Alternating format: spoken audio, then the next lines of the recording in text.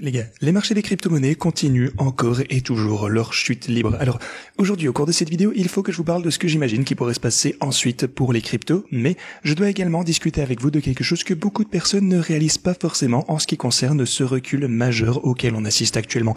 Alors les gars, assurez-vous de rester du début jusqu'à la fin de cette vidéo, ça va être important.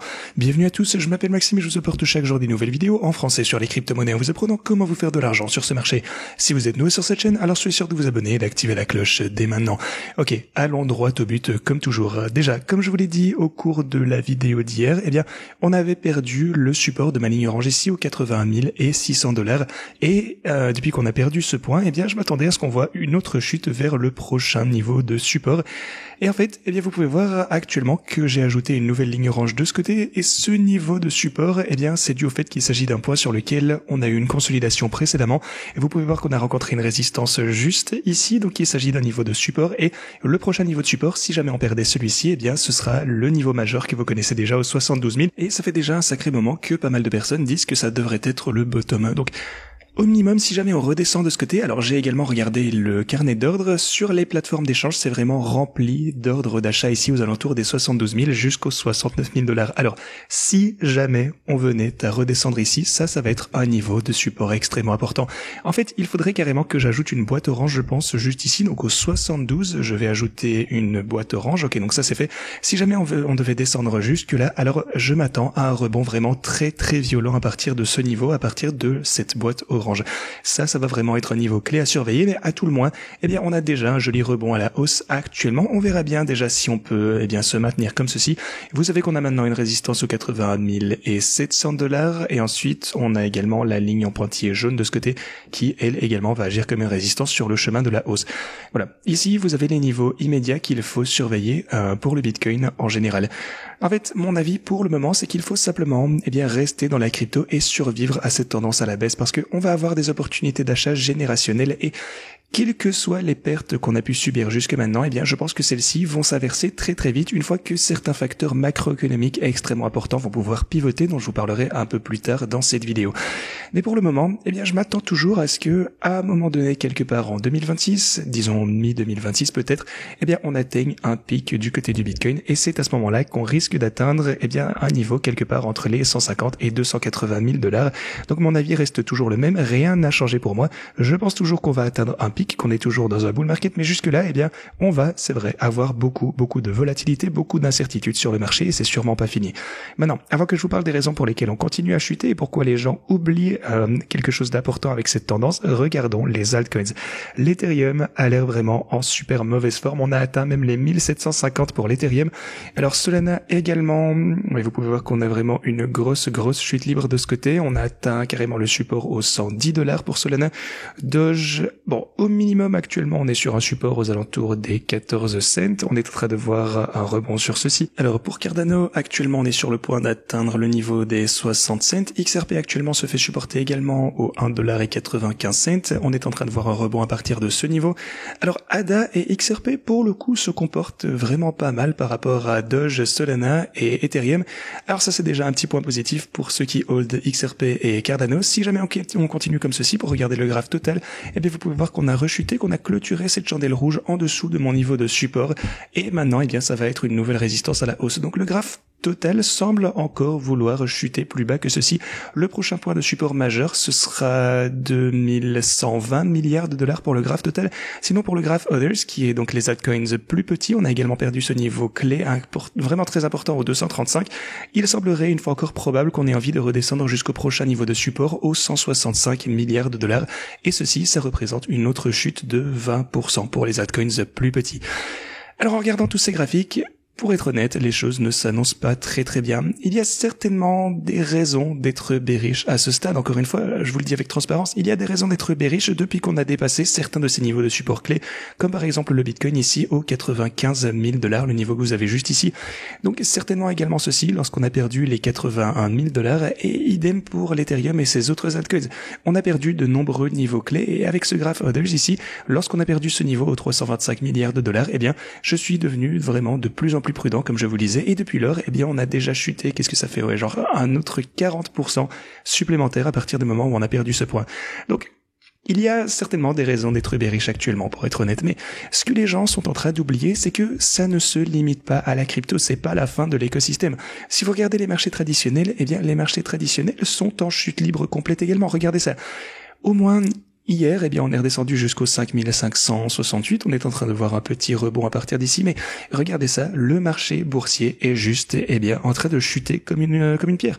Et si vous regardez les données qui sortent du Nasdaq également, eh bien, hier, on a vu la plus forte chute qu'on ait pu constater depuis 2021, ou peut-être, est-ce que ça donne 2022, un truc comme ça? Enfin, en tout cas, en une journée, une énorme chute.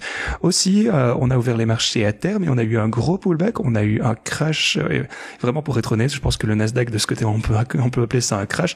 Et si on devait ouvrir comme ceci, il y a évidemment de bonnes chances que les marchés boursiers s'arrêtent immédiatement de trader. Et ce genre de truc, ça n'arrive pas souvent, mais si on redescend d'encore 1,2%, le marché boursier va clôturer. C'est ce qu'on appelle un disjoncteur, un coupe-circuit, qui empêche essentiellement le marché boursier de chuter de manière incontrôlable. Donc juste, ils arrêtent le trading, ils disent que, eh bien, on n'a pas le droit de tout vendre pour empêcher les gens, eh bien, de simplement tout dumper en une seule fois. Évidemment, c'est pas quelque chose qu'on a dans le domaine des cryptos, et heureusement, mais c'est comme ça que ça marche à la bourse, et ça permet de mettre les choses un petit peu en perspective et de bien comprendre à quel point les choses ont été mauvaises, vraiment pour les marchés traditionnels, ainsi que les actions en général, et aussi, bien entendu, pour les crypto-monnaies. On a vu ce genre de choses.